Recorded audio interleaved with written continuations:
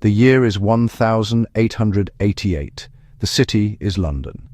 As daylight fades, a change comes over this great metropolis.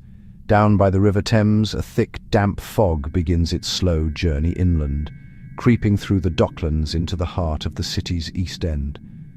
It is a presence all its own, a silent curtain that muffles sound and obscures sight. Gas lamps, newly lit, struggle to pierce the gloom.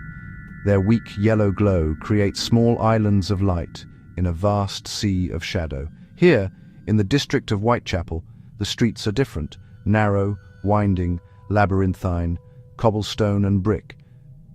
Through this hushed and shadowed landscape, a figure moves. To understand the events that are about to unfold, we must first understand the place. Whitechapel, in the late 19th century, was one of the most impoverished and overcrowded districts in London. It was a place of lodging houses where a person could rent a bed, or even just a space on the floor for a few pennies a night. It was a place of intense industry and grinding poverty, existing side by side. For many who lived here, survival was a daily battle. The women who would become the focus of this dark story were a part of this world. They were not just names in a headline, they were individuals. Mary Ann Nichols, Annie Chapman, Elizabeth Stride, Catherine Eddowes, and Mary Jane Kelly. The murders took place within a remarkably small area, roughly 1 square mile. The story of the Ripper is, first and foremost, the story of his victims. The first of the canonical 5 was Mary Ann Nichols, known as Polly. She was found in the early morning hours of August 31st, 1888, in a dark gateway on Bucks Row. Just over a week later, on September 8th, Annie Chapman was discovered in the backyard of 29 Hanbury Street. The ferocity of the attack was shocking, and the killer's chilling precision alarmed the authorities. A grotesque and surgical mutilation suggested knowledge of anatomy. The night of September 30th would become infamous as the double event. Elizabeth Stride was found in Dutfield's yard, off Burner Street. It appeared the killer may have been interrupted. Less than an hour later, Catherine Eddowes was discovered in Mitre Square. This time the killer had not been disturbed. The mutilations were extensive. Speculation spread. A doctor or a butcher. As the body count rose through September and October of 1888, the atmosphere in London transformed. The period became known as the Autumn of Terror. Fear was a tangible thing.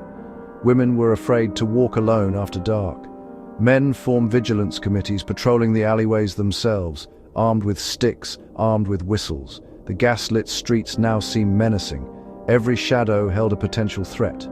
The press seized upon the story, competing for the most sensational details. Illustrators, with little factual basis, created lurid images of a sinister figure in top hat and cloak. The story sold papers by the thousands, spreading panic across the city.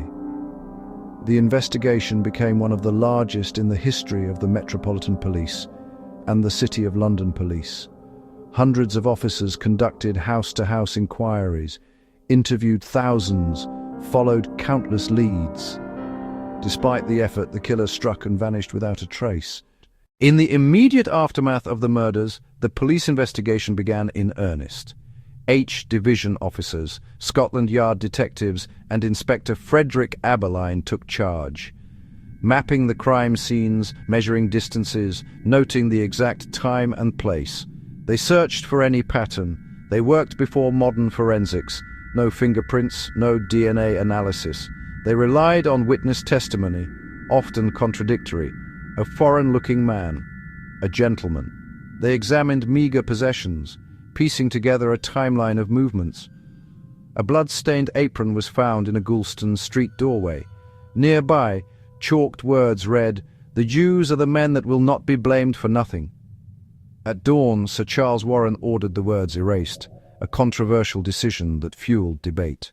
On September 27, 1888, a letter arrived at the Central News Agency. Written in red ink, it mocked the police and promised to clip the lady's ears off in the next job. It was signed with a name that would echo through history, Jack the Ripper. At first dismissed as a hoax. 3 days later came the double event. Catherine Eddowes was found with an ear partially severed, chillingly close to the letter's boast. Desperate, police published facsimiles, hoping someone recognized the hand. The effect was immediate. The name Jack the Ripper was on everyone's lips. Then came a postcard referencing the double event, and the most grotesque artifact of all, the From Hell letter. It arrived with half a human kidney preserved in alcohol. Were these taunts genuine, or hoaxes that forged a myth? Regardless, they created a legend. As the hunt intensified, so did speculation. The city became a cauldron of rumor. Anatomical skill suggested medical training, doctors, surgeons, or butchers. The idea of a gentleman killer, a respectable man with a dark double life, took hold. Over the years, the list of suspects grew to over 100. Montague John Druitt, his body found in the Thames after the final murder. No direct evidence. Aaron Kosminski, unstable, later institutionalized. Was he capable? George Chapman, a poisoner, not a knife killer. Sailors, merchants, doctors, criminals. For every argument, a contradiction. The investigation produced not one culprit, but a host of ghosts. Today, more than a century later, the story continues to fascinate and horrify. The world of gas lamps and carriages is gone, yet the mystery endures. The alleyways have changed, but some buildings still stand. Hanbury, Mitre, Burner, quiet monuments to what transpired. Ripperology, countless hours poring over files, inquests, newspapers. Modern techniques re-examine evidence, even DNA, controversial, inconclusive. Amid the puzzle, we must remember the human tragedy. 5 women and possibly more. They were real people, with histories, hopes and fears. In the end, we are left where we began, in the dark. After Mary Jane Kelly, the terror dissipated.